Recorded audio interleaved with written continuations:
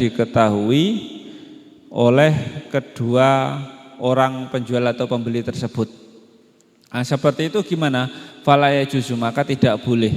Seperti contohnya ada pohon pepaya atau pohon mangga misalnya.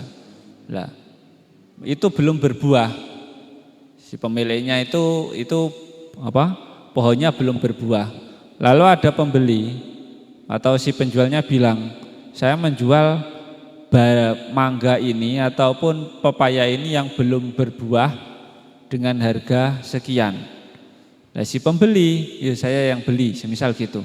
Nah, praktek yang seperti itu, menjual barang yang belum dilihat keduanya, belum dilihat si penjual dan juga belum dilihat si pembeli, yang seperti itu di kitab Fathul Qarib fala yajuzu, maka tidak boleh. Jadi menjualnya itu ya ketika sudah ada buahnya, barangnya jelas seperti itu, maka nanti akad atau transaksinya bisa sah secara syar'i. Tapi kalau barangnya belum terlihat, transaksinya ya batal, enggak sah. Atau saya membeli anak kambing yang akan lahir ini, nah itu barangnya atau sesuatu yang mau ditransaksikan itu belum ada, nah itu tidak sah menurut kitab Fathul Qarib. Jadi harus ada buahnya yang sudah bisa dilihat oleh keduanya. Biar nanti apa? Tujuannya biar tidak ada unsur penipuan atau tidak ada masalah di kemudian hari. Ya nanti kalau berbuah, kalau enggak gimana? Kalau buahnya baik, kalau busuk gimana? Nah, karena inti dari transaksi jual beli itu adalah keridhaan dari keduanya. Biar tidak ada kekecewaan di antara keduanya, jadi barangnya harus bisa dilihat oleh keduanya. Kalau memang keduanya tidak bisa melihat barang yang yang diperjualbelikan atau tidak bisa menyaksikan barang yang diperjualbelikan, itu nanti ya belum bisa sah. Ketika memang barangnya gaib atau belum ada yang seperti itu, penjualnya saja belum tahu, apalagi pembelinya kan.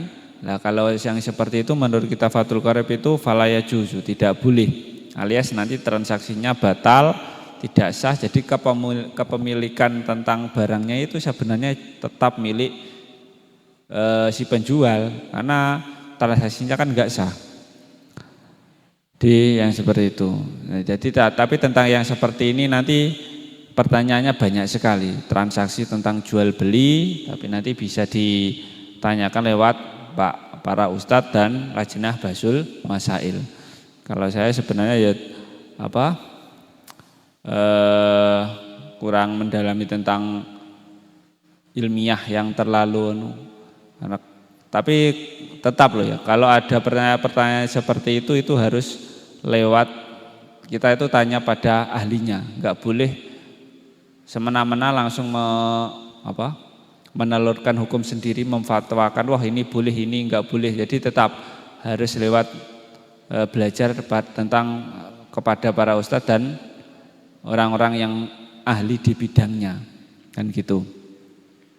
Harus tanya, yang seperti ini tidak sesuai dengan kaidah fikih. Apakah ada kaul atau pendapat yang memperbolehkan? Lah nanti kita tanyakan lewat Basul Masail.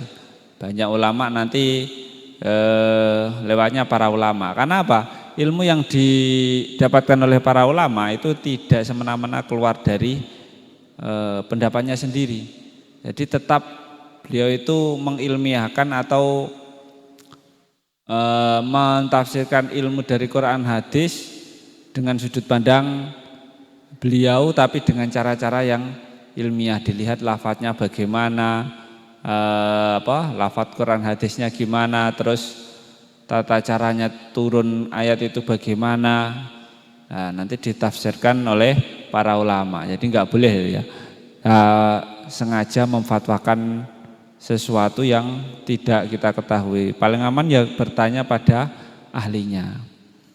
Bismillahirrahmanirrahim.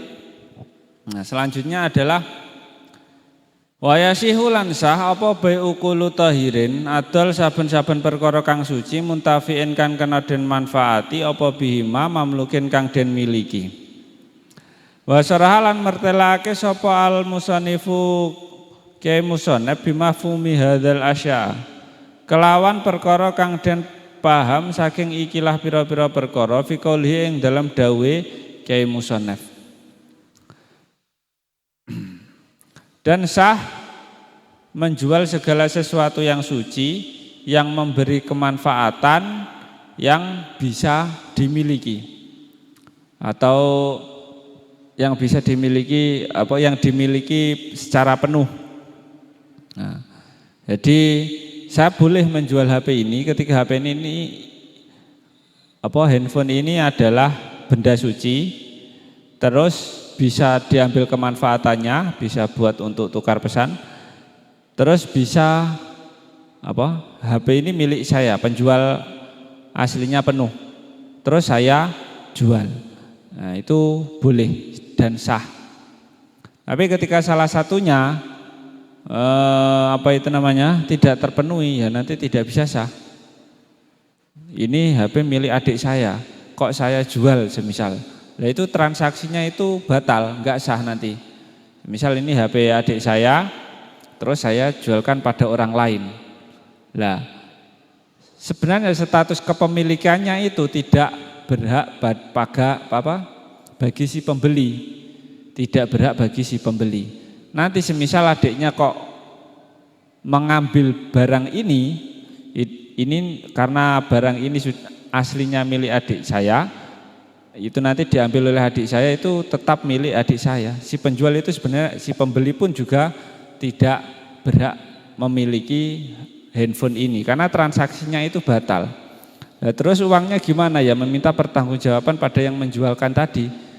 Jadi tidak boleh kita komplain pada pemilik HP aslinya karena memang si penjual itu tidak memiliki hak pada barang yang dijualnya.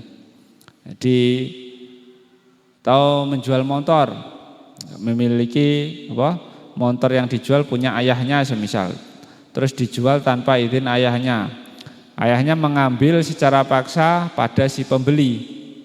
Nah itu sah-sah saja karena itu motor milik si ayahnya aslinya, dan anak yang menjualnya itu tidak berhak menjual sebenarnya. Pembelinya pun itu belum memiliki kepemilikan penuh pada sepeda motornya karena transaksi dari awalnya itu sudah enggak sah.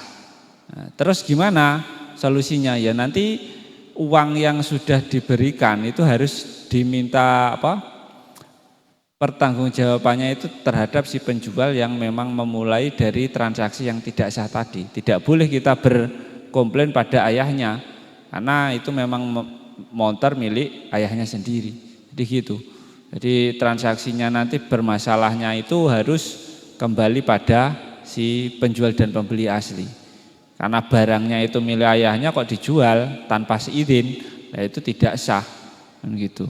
Dan si pembeli harus hati-hati, apalagi zaman sekarang. Nah, biar tidak ada unsur penipuan, jadi sahnya sebuah barang dijual itu harus suci, ada manfaatnya, terus dimiliki oleh si penjual. Baru kita semisal yang memiliki barang dijual pada orang lain, nah itu baru sah. Kalau kita menjual barang orang lain tanpa izin itu nanti enggak sah. Ketika sewaktu-waktu kok si pemilik aslinya mengambil barangnya, ya tidak bisa kita komplain pada pemilik aslinya karena memang barang tersebut milik si pemilik asli dan transaksi yang sudah terjadi itu transaksi yang tidak sah. Makanya pemilik aslinya itu bisa sewaktu-waktu dia mengambil barang yang memang haknya, dan orang yang menjual itu nanti harus bertanggung jawab tentang apa yang sudah dilakukannya. Terus maksudnya uangnya harus dikembalikan pada si pembeli secara penuh. Walayasihu lan ora sah apa bai'u ainin adol kahana najasatin kang najis. Wala mutanajisatin lan ora barang kang kena najis ka khamrin kaya adul khamr wa duhnin lan lenga mutanajisin kang kena najis. Wa nahwihi lan sepadane khamrin wa duhnin mimma saking perkara la yumkinu kang ora mungkin apa tadhiruhu nyucikake ma.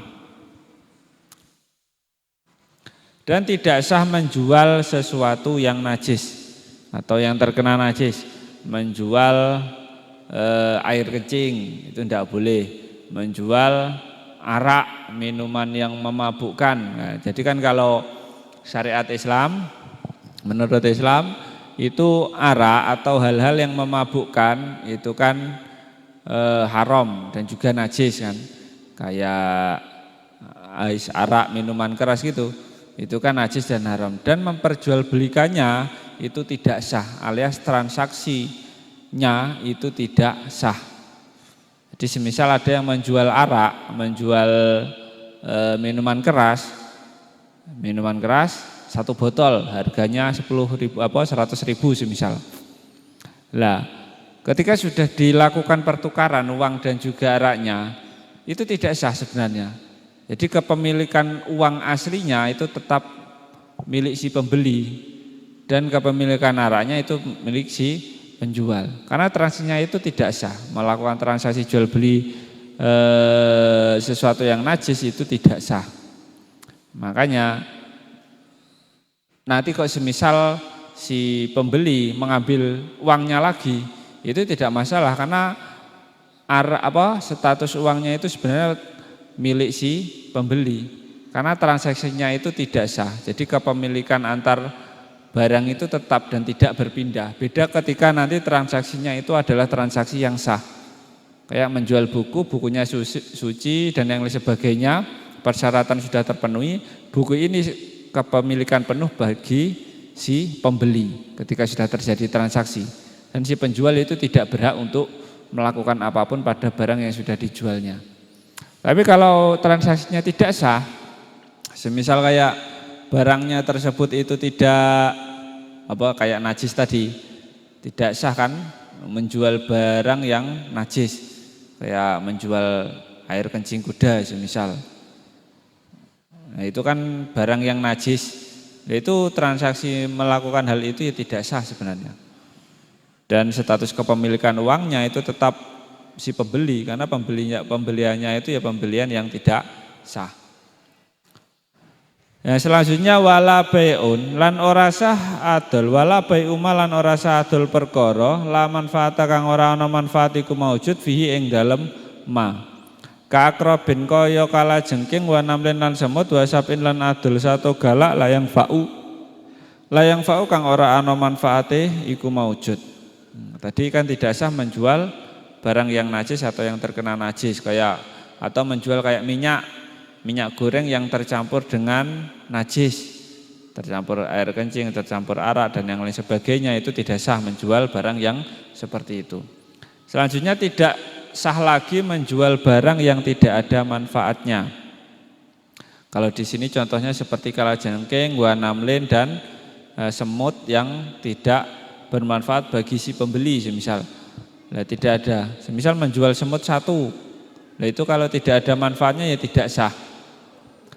Tapi semisal banyak sekali, kalau sekarang itu alasan, ini nanti saya menjual kalajengking untuk jamu, obat yang seperti ini, itu gimana lah itu nanti baru pertanyaan yang seperti itu dijawab lewat Lajnah Bahsul Masail.